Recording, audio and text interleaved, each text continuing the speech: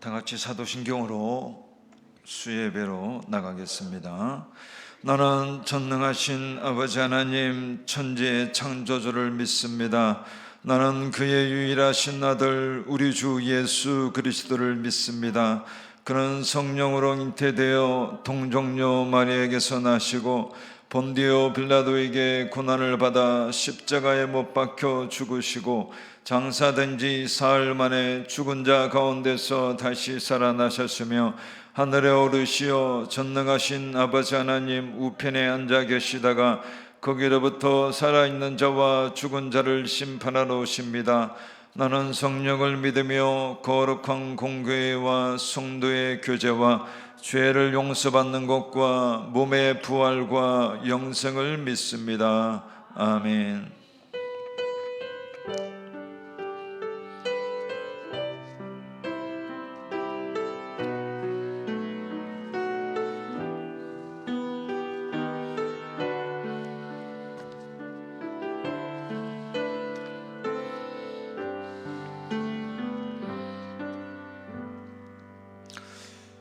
다 같이 찬송가 317장 찬양하시겠습니다.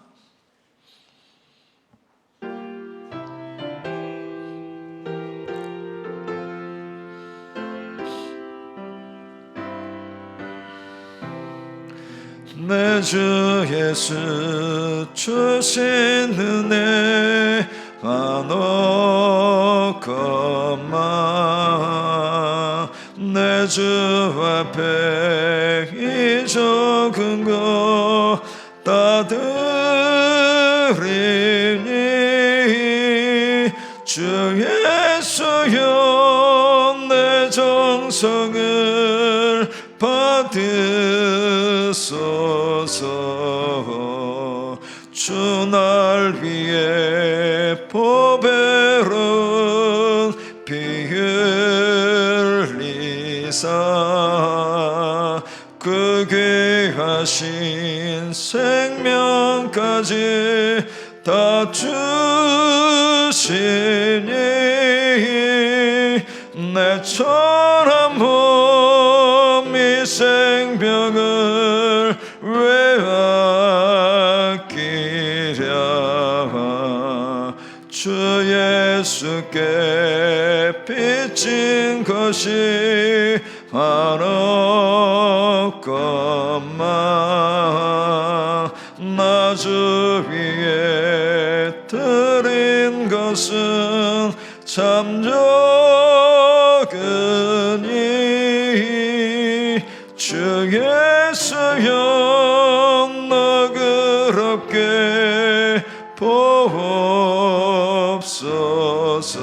보옵소서. 날 위하여 십자가에 피 흘리시 주 예수의 은혜로서 인체시고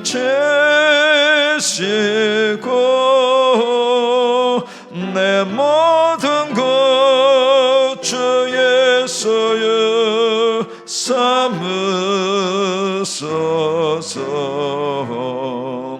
주 날 위해 그 귀하신 몸 버리사 이 내 몸을 핏값으로 사셨으니 내 생명도 주 예수께 바칩니다.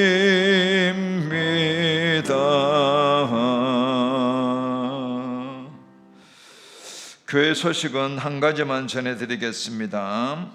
2021학년도 대학 수학능력시험이 내일 치러지게 됩니다. 우리 교회 수험생 명단은 주보에 기재되어 있는데 여러분 최선을 다해서 좋은 성과를 거둘 수 있도록 수험생들을 위해서 기대해 주시기 바랍니다. 다른 광고는 주보를 참조해 주시기 바랍니다. 오늘 하나님의 말씀은 디모데전서 1장 12절에서 17절까지의 말씀입니다. 신약 337조 디모데전서 1장 12절에서 17절까지의 말씀을 제가 한 절, 여러분들이 한 절 교독해서 읽도록 하겠습니다. 나를 능하게 하신 그리스도 예수 우리 주께 내가 감사함은 나를 충성되이 여겨 내게 직분을 맡기심이니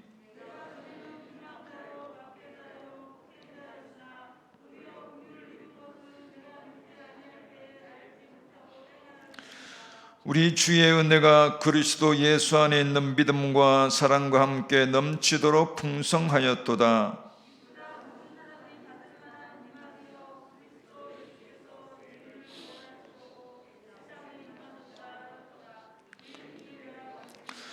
그러나 내가 긍휼을 입은 까닭은 예수 그리스도께서 내게 먼저 일체 오래 참으심을 보이사 후에 주를 믿어 영생 얻는 자들에게 본이 되게 하려 하심이라.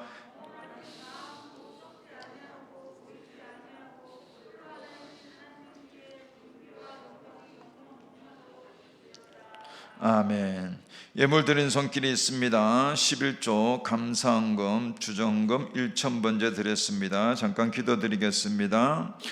주님의 은혜를 감사드립니다. 예배를 따라 예물을 드립니다. 이 예물 위에 복을 주시고 또 예물이 쓰이는 곳에 주님의 나라가 확장되게 하시고 많은 영혼 구원받게 하시고 예물 드린 손길 위에도 복을 주시고 이들의 삶을 간섭하여 주시고 형통으로 승리의 삶으로 인도하여 주옵소서. 이 시간 또 예배를 드려오니 성령 하나님 충만한 기름을 부어주시고 우리 모두가 은혜 받는 귀한 시간 되게 하여 주옵소서. 감사하고 우리 주 예수 그리스도의 이름으로 기도하옵나이다. 아멘.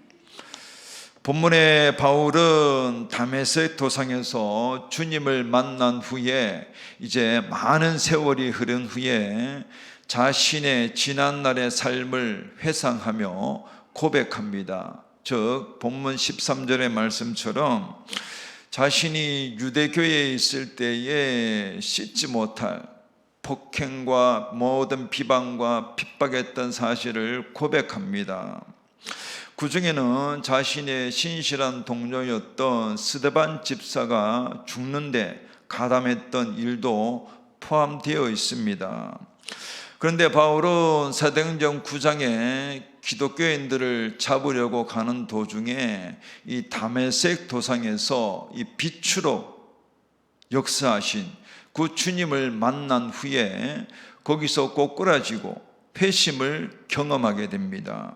그리고 눈에 비늘 같은 것이 벗겨져서 이 만물을 새롭게 보게 되었고 그 후로 하나님께 강권적으로 붙잡혀서 이 기독교의 한 획을 긋는 놀랍게 하나님께 쓰임받는 인생으로 살아가는 것을 보게 됩니다. 여러분, 그렇다면 핍박자요, 포행자요, 해방자였던 이 사도 바울이 무엇 때문에 하나님께서 그를 만나 주셔서 변화시켜서 그 핍박의 시대에 위대한 사도로 쓰임받게 하셨을까요? 우리가 본문에서 알 수 있는 것은 바로 바울에게 이 충성이 있었기 때문입니다. 우리 본문 12절을 한번 읽어보겠습니다. 12절입니다. 시작.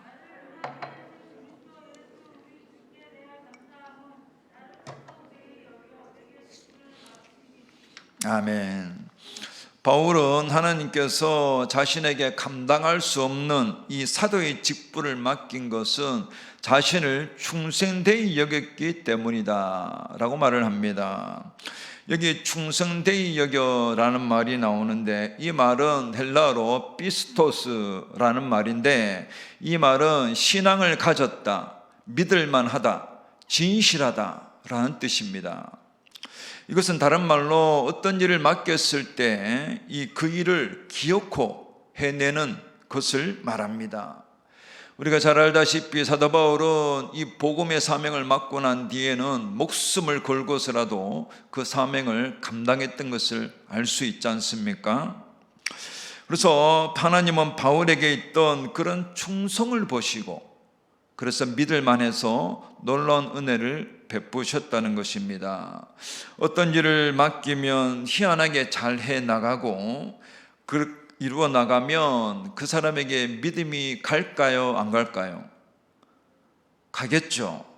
그러면 충성스러운 사람이 된다는 것입니다. 그런데 어떤 일을 맡기면 이래서 못하고 저래서 안 되고 하면 믿을만 할까요? 신뢰가 안 가겠죠. 본문의 바울은 비록 유대계의 삐뚤어진 열심을 가지고 있었지만 바울의 마음에는 충성이 있었고, 그런 바울을 하나님은 믿을 만한 사람이다, 신뢰할 만한 사람이다 라고 인정하여 다메섹 도상에서 만나 주셔서 위대한 사도로 쓰임받게 했다는 것입니다. 그래서 성도는 하나님께는 물론 우리 주변 사람들에게도 피스토스, 즉 저 사람은 믿을 만한 사람이다, 신뢰할 만한 사람이다, 진실하다 라는 말을 들을 수 있어야 됩니다. 곧 충성된 사람이다 라고 인정받을 수 있어야 한다는 것입니다. 그래야 하나님이 쓰시는 사람이 될 수 있다는 것입니다. 그렇지 않고 저 사람은 신앙이 없는 것 같아, 믿음이 안 가, 신뢰가 안 가, 진실하지 않은 것 같아, 교회 갈 때는 예배 드리고 충성하는 것 같지만 밖에만 나오면은 몸을 술통으로 만들고 또 굴뚝으로 만들고 요짓을 하고 신뢰가 안 가, 이런 말을 들으면 충성된 사람이 아니라는 것입니다. 그러면 하나님이 쓰임받는 인생이 될 수 없습니다. 그래서 믿음의 사람은 이 능동적인 삶을 살아가게 되므로 그 삶이 갈수록 믿음이 있고 확신이 있고 진실해지는 삶을 살아가게 된다는 것입니다. 여러분, 나에게 믿음이 있노라 그러면서 늘 나태하고 게을러지고 이리저리 요령만 피우고 사이드만 깐다면 그분이 가지고 있는 믿음을 의심해 보아야 됩니다. 왜냐하면 참된 믿음에는 참된 충성이 따라가기 때문입니다. 우린 그 사실을 요한복음 20장에서 알 수 있는데요, 요한복음 20장에는 예수님이 부활 후에 제자들이 부활을 못 가겠다는 말을 듣고도 도마는 완강히 거부합니다. 내가 그 손에 못자국을 넣고 옆구리에 손을 넣어보지 않고는 내가 믿지 않겠다라고 단호하게 말합니다. 그러자 8일 후에 예수님은 도마에게 믿음을 심어주기 위해 다시 도마에게 나타납니다. 그러면서 도마에게 네 손을 내밀어서 내 손을 보고 옆구리에 손을 넣어보라, 그러면서 믿음 없는 자가 되지 말고 믿는 자가 되라 라고 말씀을 합니다. 여기 믿는 자가 되라 라고 말씀을 하시는데, 이 말 역시 헬라어로 피스토스라는 말인데 충성이라는 말입니다. 믿을 만하다, 신뢰할 만하다, 진실하다, 충성이라는 뜻입니다. 그래서 믿음과 충성은 같은 뜻이라는 것입니다. 그래서 믿음 있는 자는 충성하게 되고 충성하는 자는 믿음 있는 자다라고 할 것입니다. 그래서 나에게 믿음이 있노라 하고 충성이 없으면 그 믿음은 진실될 믿음인가 좀 살펴보아야 합니다. 그래서 우리의 삶은 늘 충성으로 나가야 됩니다. 성도가 참된 믿음을 가지고 있을 때 하나님은 그를 충성스럽게 보십니다. 여러분, 장로 직분, 권사, 집사 직분 어떻게 받았나요? 저절로 주던가요? 충성했기 때문에 받았죠. 여러분, 교회도 안 나오고 헌신 봉사도 안 하는데 그 사람의 직분을 줘요? 충성했기 때문에 받았지 않습니까? 그래서 충성하는 자에게, 곧 믿고 신뢰할 만한 자에게 직분과 일을 맡기고 그것을 감당하는 자에 하나님의 상급과 축복이 있다는 것입니다. 그래서 하나님은 충성된 자를 부르셔서 직분과 일을 맡기고 그에게 모든 축복과 은혜를 주신다는 것입니다.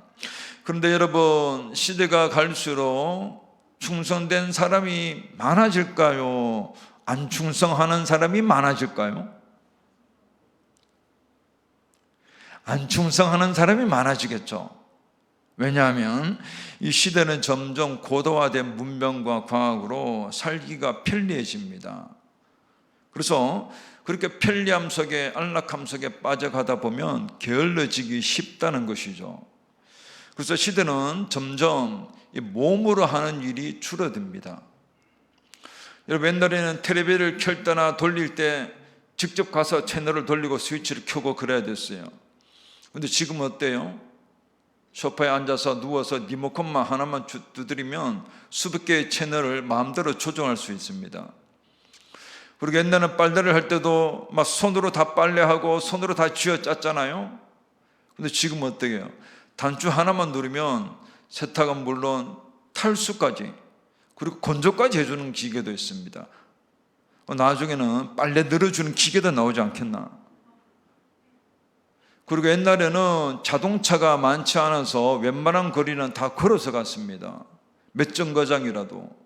그게 일상이었습니다. 그런데 지금 어떻게 돼요? 자동차 없는 집이 거의 없어서 거의 움직일 일이 없다는 것입니다. 그래서 점점 게을러지기 쉽다는 것이죠. 현대 문명이 그렇게 만들어 간다는 것입니다. 그렇게 되면 자연히 기도하기 싫어지고, 헌신하기 싫어지고, 예배를 등한히 여기고, 그리고 경건의 모양은 있지만 실상은 달콤한 세속과 함께 섞여 살기 좋아하게 된다는 것입니다. 그러다 보면 충성은 사라지고 믿음과 은혜가 점점 식어져서 게으르고 악한 종으로 점점 변해갈 수 있다는 것입니다. 그래서 인자가 올 때 믿음을 보겠느냐? 참된 믿음, 참된 충성 가진 자가 많지 않다는 것입니다. 여러분, 전문가들은 말하기를 게으름을 이기기 위해서는 자신이 맞다고 판단한 것을 바로 실행할 것을 말합니다. 그래서 우리의 뇌는 이 기본적으로 이 편안한 것을 원하고 보호하려고 한다고 합니다. 즉, 깊이 생각하는 것을 막고 편하게 생각하며 또 어려운 일을 피하는 방법으로 뇌가 작동한다는 것입니다. 왜냐하면 우리의 뇌는 어려운 일이나 복잡한 일, 여러 가지 힘든 일을 뇌가 받아들이면 이 뇌가 그것을 스트레스라고 구분한다고 합니다. 그래서 우리의 뇌는 이 스트레스로부터 벗어나기 위해서 편법을 생각하고 회피 등과 같은 생각을 심게 된다고 합니다. 그래서 전문가들은 게으름을 극복하기 위해서는 작은 것부터 바로 시작하고 거기에 조건과 합리화를 붙이지 말라고 권합니다. 즉, 무언가를 해야겠다고 마음먹었으면 지체하지 말고 그냥 자리에서 벌떡 일어나서 바로 시행하라는 것입니다. 왜냐하면 시간을 끌고 지체하면 점점 자기 합리화가 되고 그리고 나태해진다는 것입니다. 여러분, 사람의 몸은 가만히 서 있으면 어떻게 돼요? 앉고 싶고, 앉고 싶으면 눕고 싶고, 눕고 싶으면 자고 싶고, 자고 싶으면 영원히 자고 싶고, 그게 사람의 본성입니다. 그래서 시대는 점점 편리해지기 때문에 지체할수록, 시간을 끌수록 점점 게을러지고 나태해지기 쉽다는 것입니다. 여러분, 마태복음 25장에 5달란트 받은 자와 2달란트 받은 자가 갑절로 남겨서 주님의 칭찬과 이 상을 받는 내용이 나옵니다. 그런데 이들이 사람들의 특징이 있습니다. 마태복음 25장 16절에 이렇게 말씀을 합니다. 5달란트 받은 자는 바로 가서 장사해서 또 5달란트를 남기고 라고 말씀을 합니다. 5달란트 받은 자는 이 달란트를 받고 지체하지 않고 그 시간을 끌지 않고 바로 가서 장사하였다고 말합니다. 그리고 마태복음 25장 17절에도 2달란트 받았던 자도 그같이 하여 곧 5달란트 받았던 자처럼 바로 가서 장사하여서 또 2달란트를 남겼다고 말합니다.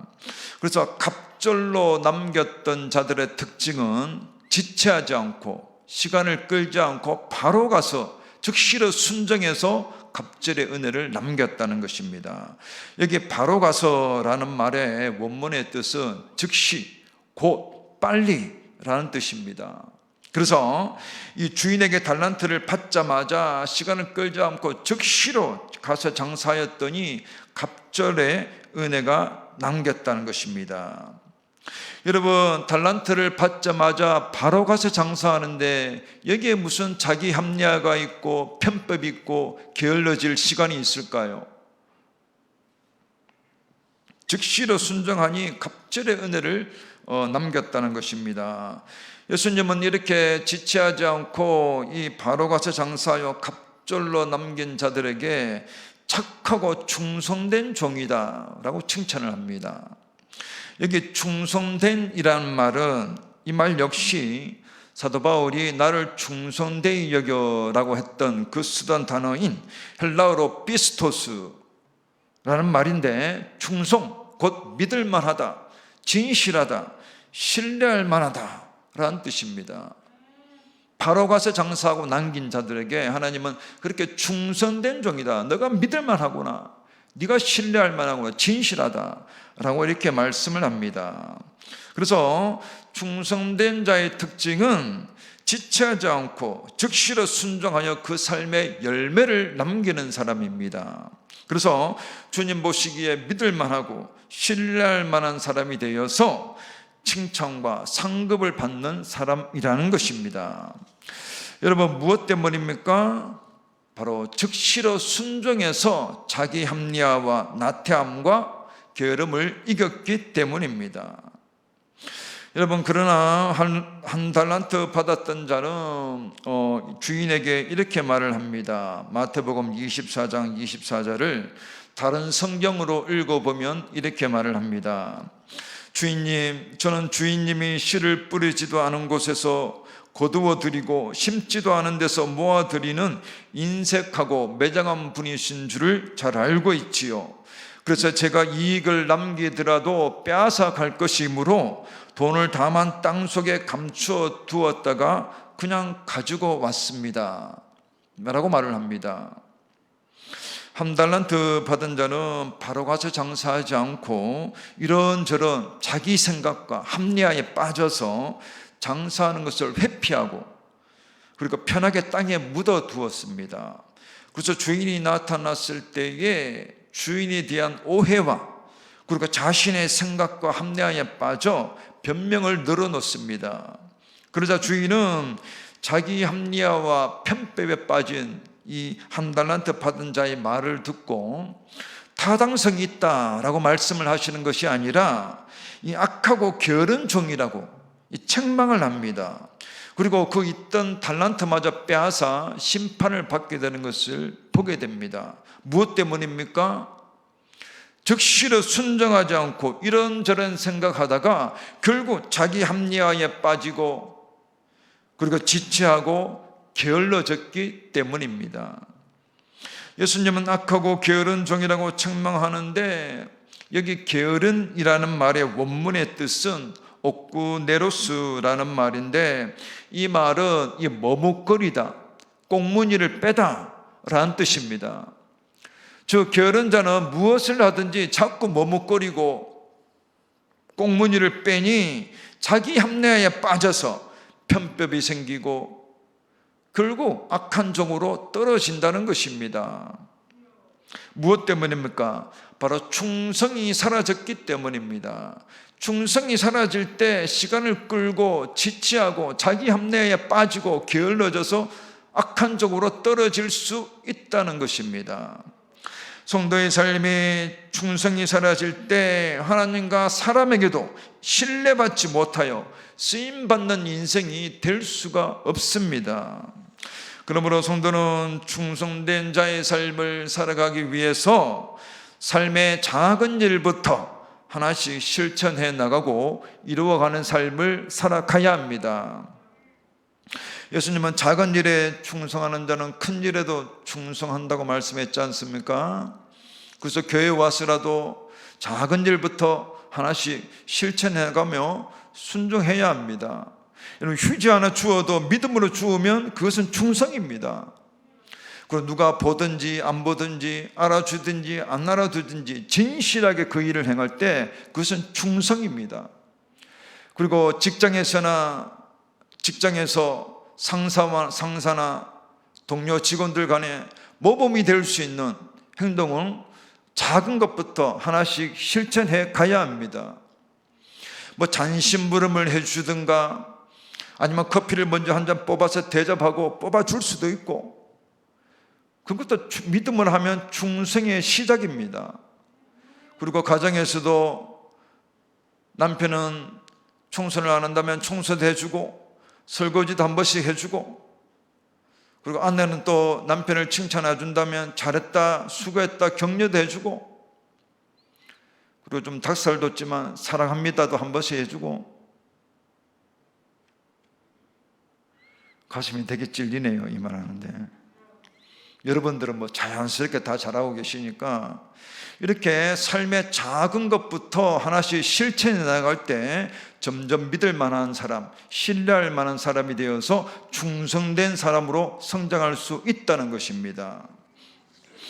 그런데 여러분, 어떤 분은 나는 능력이 없어서 부족해서 교회 일을 직분을 감당할 수 없고 충성할 수 없다고 말합니다. 그런데 본문 12절에 바울은 이렇게 말합니다. 12절을 한번 읽어보겠습니다. 12절입니다. 시작.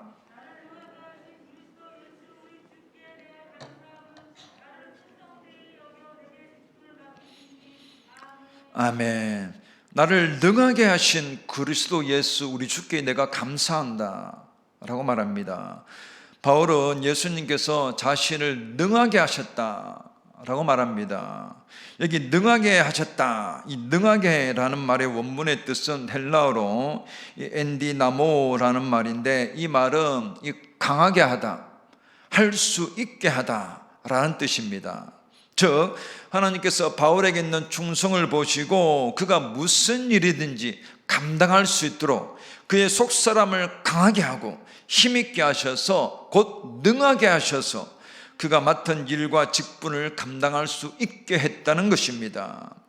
이것은 바로 성도가 충성하고자 나갈 때 하나님께서 필요한 은사는 물론 그것을 감당할 힘과 능력을 주신다는 것입니다. 하고자 할 때 하나님은 모든 것을 다 능하게, 필요한 은사, 능력, 재능 다 주신다는 것입니다.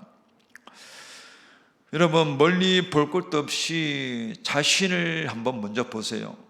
하나님이 능하게 해주셨나, 안 능하게 해주셨나?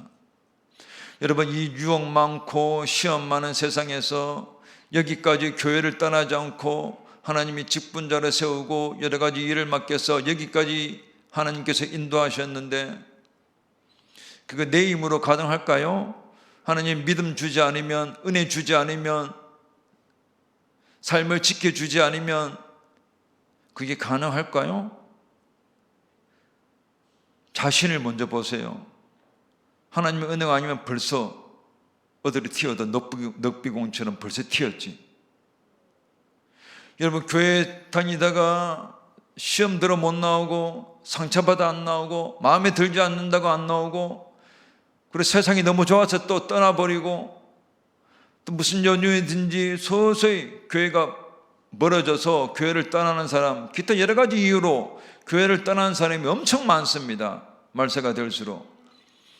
근데 여러분들은 지금까지 직분자로 또 일을 하면서 여기까지 온 거 누가 하셨나요? 하나님이 능하게 하셨기 때문에. 왜? 여러분들이 하고자 할 때 하나님이 그런 능력을 다 주시기 때문에. 여기까지 온 게 능력입니다. 하나님의 능력 아니면 올 수 있겠어요? 우리같이 허물 많고 문제 많은 인간이 어떻게 여기까지 올 수 있겠어요? 이리 튀고 저리 튀고 벌써 튀었지. 세상에 얼마나 유혹과 시험이 많은데. 그래서 우리는 어찌 보면 그런 사람들보다 더 부족한 사람인데, 하나님께서 지금까지 교회에 붙어 있게 하시고 직분을 맡기고 일을 맡기고 여러 가지 은혜를 주셨다는 것입니다. 하나님의 능력으로부터 그것이 다 나왔다는 것입니다. 여러분, 직분을 누가 줍니까? 믿음을 누가 줍니까? 은혜를 누가 줍니까? 다 하나님의 능력으로부터 나오잖아요. 하나님이 다 능하게 하셨기 때문에 여러분들 그 은혜를 힘입어서 여기까지 올 수 있었다는 것입니다. 앞으로도 하나님이 더 능하게 하셔서 끝까지 지키시고 인도할 줄 믿습니다. 우리가 하고자 할 때 하나님은 다 주신다는 것입니다. 여러분, 디모데 후서 2장 2절에 바울은 디모데를 좋은 병사로 비유하면서 내게 들은 기독교의 진리를 충성된 사람들에게 전하라 라고 부탁합니다. 그러면 그들이 또 다른 사람들을 가르칠 수 있다고 말합니다. 여러분, 복음이, 진리가 누구를 통해서 전파되고 흘러갈까요? 충성된 사람들을 통해서 전파되고 나누어지죠. 여러분, 그래서 성도는 좋은 군사라고 했는데 군인이 충성이 없으면 좋은 군사가 될 수 없고 패배하고 나라는 망할 수밖에 없습니다. 그래서 군인의 경례가 늘 뭡니까? 충성이잖아요. 물론 우리 해병대는 필승입니다. 같은 맥락이죠. 군인이 충성하면 반드시 승리할 수 있다는 것입니다. 그렇죠, 여러분. 그래서 충성할 때 하나님께서 그 군인의 충성을 보고 바울처럼 다 능하게 능력 주고 은사 주고 믿음 주고 은혜 주고 해서 감당할 수 있게 한다는 것입니다. 그래서 나는 못한다, 능력이 없어서 부족해, 너무 자신을 깎아내리지 말아야 됩니다. 자신이 순종하고 나가고자 할 때 하나님은 다 능하게 하신다는 것입니다. 여러분, 성도는 이 최첨단을 달리는 말세가 될수록 신앙의 열심과 충성을 내지 않으면 이 언제 믿음이 떨어지고 은혜가 떨어져서 게으르고 악한 종으로 떨어질 줄 모른다는 것입니다. 그래서 성도는 예배 생활에 충성해야 합니다. 기도 생활도 충성해야 합니다. 헌금 생활도 충성해야 합니다. 나아가 모든 경건 생활에 충성으로 나가야 합니다. 그럴 때 주님 보시기에 충성된 자가 되어서 행한 대로 상을 받고 칭찬을 받는 은혜가 우리 모두에게 있기를 주님의 이름으로 축복합니다. 그러면 성도가 하나님께 충성하고 나갈 때 하나님께서 그에게 어떤 은혜를 베풀어 주실까요? 바로 본문에서 알 수 있는 것은 바로 긍휼의 은혜를 베풀어 주시는 것을 알 수 있습니다. 우리 본문 13절을 한번 읽어보겠습니다. 본문 13절입니다. 시작.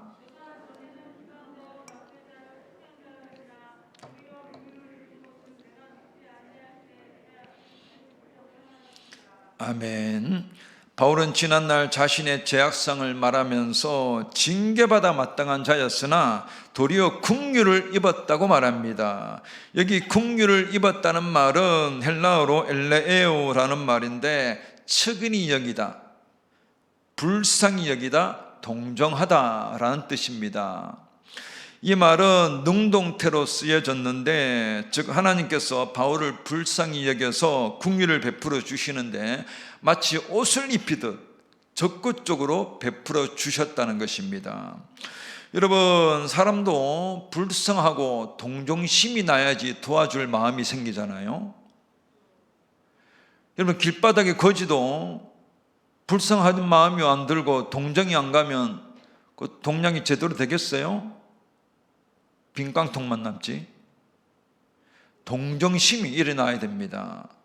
그런데 본문의 바울에게 이 하나님의 동정심, 긍휼의 은혜가 임하니 본문 16절에 하나님은 핍박자 바울을 도와주시기 위해 그 한 가지가 그를 위해 오래 참아주셨다고 말합니다.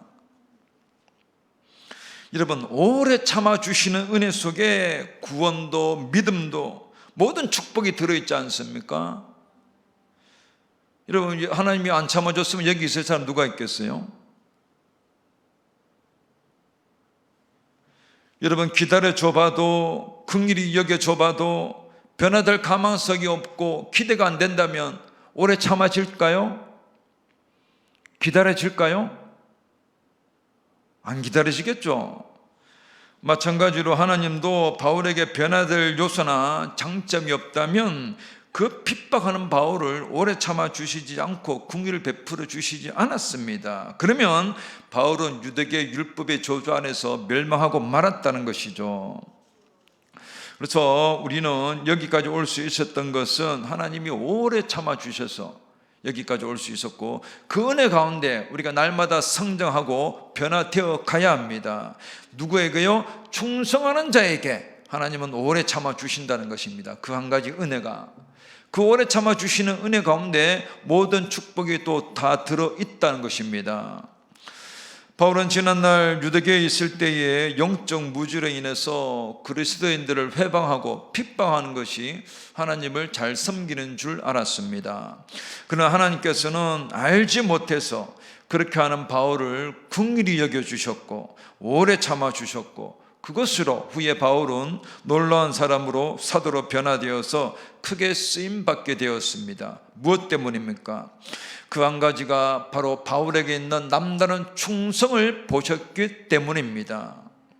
그것으로 바울의 미래를 보았고, 그래서 바울의 무지한 행실을 동정심을 가지고 긍휼히 여겨 주셨다는 것입니다. 오늘 성도가 가정과 직장에서나 또한 교회와 삶의 현장에서 믿을 만한 이 믿을 만한하게 곧 충성으로 나갈 때 하나님께서 그의 모든 삶이 변화되고 성장되기를 기다려 주시고, 그 속에서 하나님이 예배하신 풍성한 은혜를 누리시며 살아가기를 축복합니다. 여러분, 그러면 하나님께서 핍박자요 살인자인 이 바울에게 긍휼을 옷 입듯 입혀주시고 또한 악한 행실을 오래 참아주신 이 궁극적인 목적은 무엇 때문이었을까요? 바로 본문 16절 하반절에 그 이유를 말하는데, 곧 그리스도께서 자신에게 먼저 긍휼을 베푸시고 오래 참아주신 것은 후에 영생 얻는 자들에게 본이 되게 하기 위함이다 라고 말을 합니다. 즉 바울을 봐라, 바울처럼 핍박자여 살인자여 해방자였던 그 바울을 내가 구원했고 위대한 사도로 쓰지 않았느냐, 하물며 내가 너희일까 보냐 라는 것입니다. 그래서 성도는 바울을 본을 삼아 바울 같은 핍박자, 폭행자였던 이 사람도 하나님이 크게 쓰시는데, 나는 너무 열등감이 많아, 나는 가진 게 없어, 나는 믿음도 능력도 없어, 자신을 너무 깎아내리지 말아야 합니다. 여러분, 하나님께서 우리 같은 죄인을 무엇 때문에 구원하셨을까요? 본문 14절의 말씀처럼 바로 자신을 통하여 그리스도 안에 있는 하나님의 풍성한 사랑과 믿음과 은혜가 얼마나 큰지 보여주기 위함입니다. 이것은 바로 성도가 믿을 만한 충성으로 나갈 때 보여줄 수 있습니다. 그런데 충성은 사라지고 은혜와 믿음이 떨어져서 늘 시험 들고 눌리는 삶을 살아간다면 본이 되겠어요? 여러분, 우리 크리스천들은 얼굴이 이력서잖아요. 그런데 얼굴에 늘 시험, 실패, 원망이 적혀 있으면 하나님 써주시겠어요? 그러면 하나님이 원하시는 본이 되는 삶이 될 수 없습니다. 성도가 본문 14절의 말씀처럼 주의 은혜가 넘치고 풍성해질 때 얼굴은 기쁨과 감사와 은혜와 평강이 넘쳐서 다른 사람들에게 전파하고 나눠줄 수 있게 됩니다. 이것은 바울처럼 충성할 때 하나님이 예배하신 풍성한 은혜가 임한다는 것입니다. 여러분, 그래서 스스로 진단을 해보세요. 나는 얼굴만 봐도 은혜가 되는 사람인지 아니면 얼굴만 봐도 시험 드는 사람인지 저는 빼주시고, 여러분, 시대는 점점 열정이 식어지고 믿음이 식어지는 시대입니다. 이런 때에 성도는 각자에게 주어진 직분과 삶의 현장을 충성스럽게 감당해 나갈 때 본이 될 수 있고, 그를 통하여 하나님이 부어주시는 감격하시는 은혜와 넘치는 축복을 누리시는 우리 모두가 되기를 주님의 이름으로 축복합니다. 우리 찬송가 312장 찬양하시겠습니다. 312장입니다.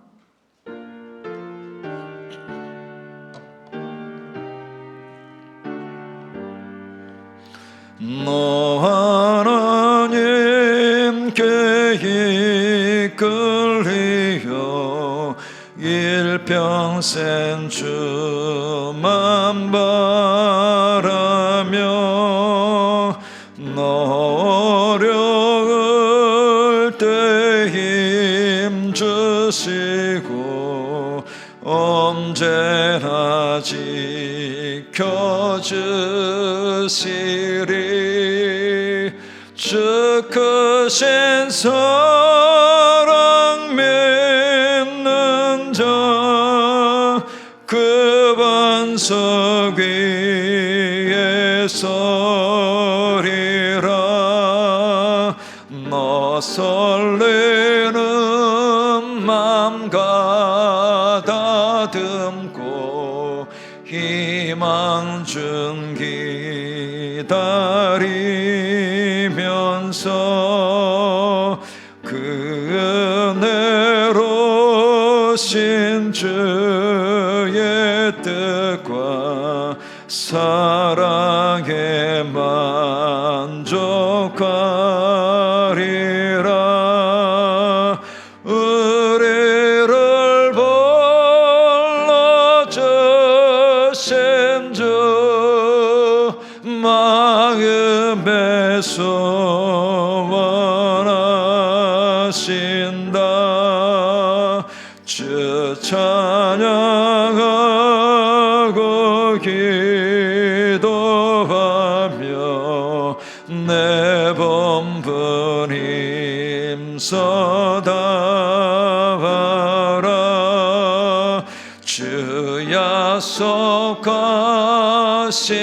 모든 은혜 내게서 이루어지리라. 참되고 의지하는 자 주께서 기억하시리.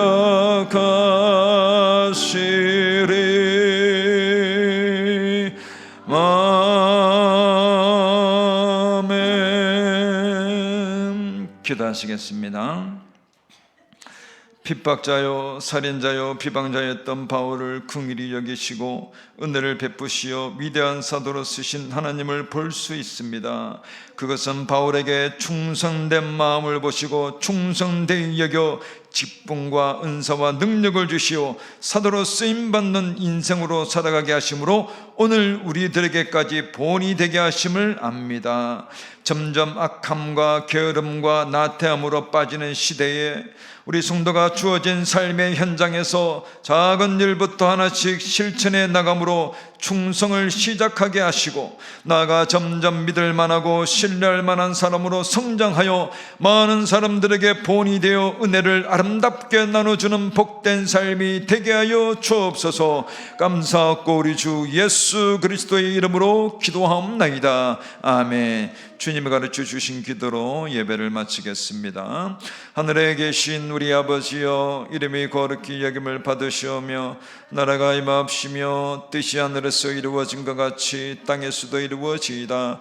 오늘날 우리에게 일용할 양식을 주옵시고 우리가 우리에게 죄 지은 자를 사하여 준 것 같이 우리 죄를 사하여 주옵시고 우리를 시험에 들게 하지 마옵시고 다만 악에서 구하옵소서. 대견 나라와 근사와 영광이 아버지께 영원히 있사옵나이다. 아멘.